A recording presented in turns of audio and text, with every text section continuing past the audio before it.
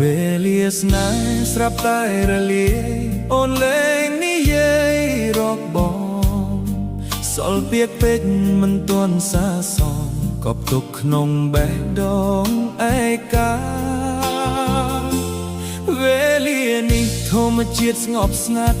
ពពករស័ក្តិផ្ដាច់អនុសាមាននិស្ស័យតែគ្មានវាសនាជួបដើម្បីបែកវេលាអើយសុំត្រឡប់ក្រោយទុកឱកាសឲ្យត្រៀមខ្លួនបែកសល់កិច្ចការច្រើនណាស់ណែធ្វើរួមគ្នាមិនទាន់